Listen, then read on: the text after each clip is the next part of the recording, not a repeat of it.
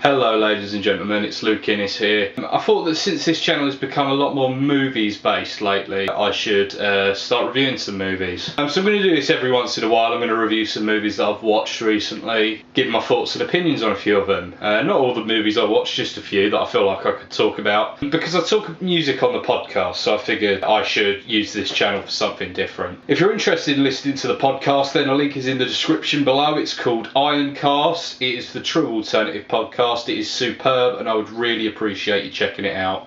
Also, thank you very much for the great response that there's been from those who watched it to my Night of the Living Dead audio commentary that I did recently.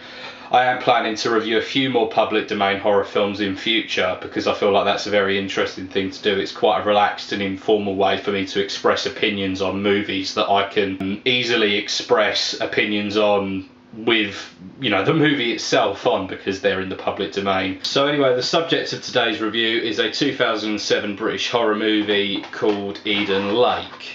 It is directed by James Watkins. It stars Kelly Riley and Michael Fassbender as a couple who take a retreat to Eden Lake.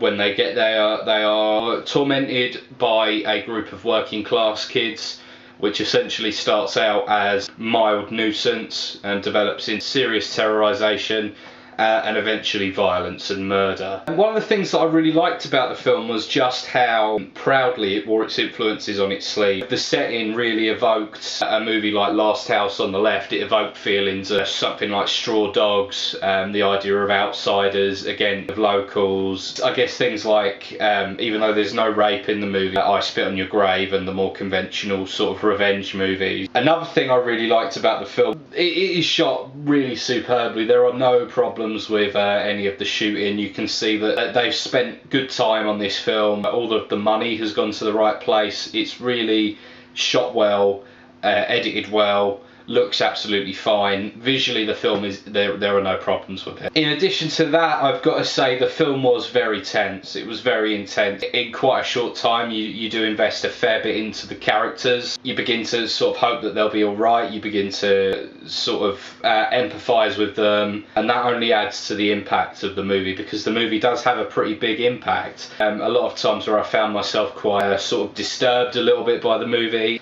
kind of just how trapped it was, how dirty the whole movie felt. There was a lot of really high impact gore in the movie, which heightened that sense of frustration and was pretty damn scary, I've got to say. Unfortunately, there were a couple of problems with the movie. The first one, and the more minor one, is that the film deals an awful lot in cliches. There's a lot of hiding right near where the killers are. There's a lot of cliche. It's this, like I say, that's the narrative wise, that's the problem with the movie. You know, things like the kind of romantic subplot, the whole engagement thing running through in the background. It all feels like it's been done before.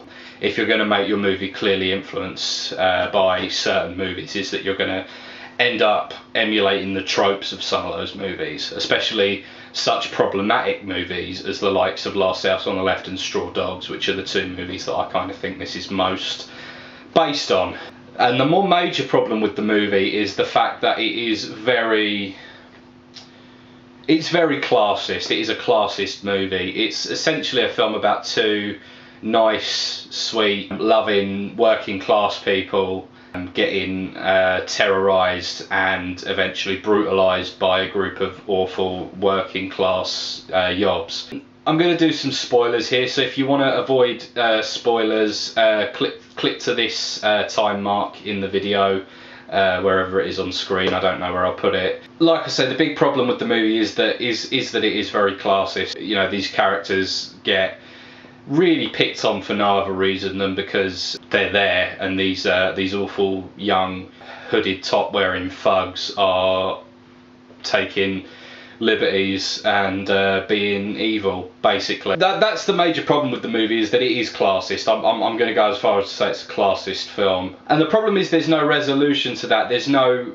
kind of moment of redemption, because ultimately when it gets back to the point where the kids' parents find out and they've got this woman in their house, the parents are no different to the kids. They're just as barbaric and animalistic, when ultimately you think you could be about to see the moment that the parents sort of take control of the situation and give their kids a fucking good telling off, which they deserve. That never happens. I mean, that's as I say, the major problem with the movie that underlies the whole thing is that there is this definite sort of almost sneering contempt for the working classes, which obviously is quite a troubling thing. I mean, there'd be outcry if ultimately this movie was about two white people being terrorised and brutalised by a gang of black thugs. You know, I don't feel like this is much different. This is a classist film in the same way that if the assailants were all black, it would be a racist film. And there's no real resolution to that. So that's the problem for me, is that it feels like this film is kind of preaching a message that I'm not entirely comfortable with.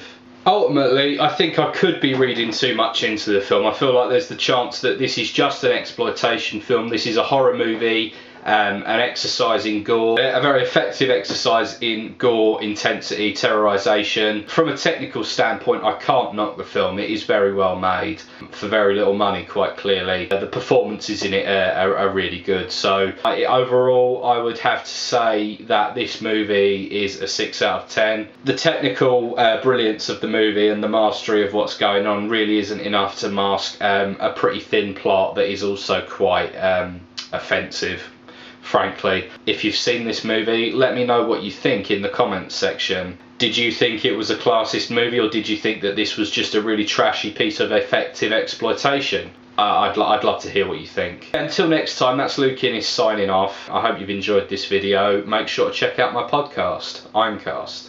Links in the description.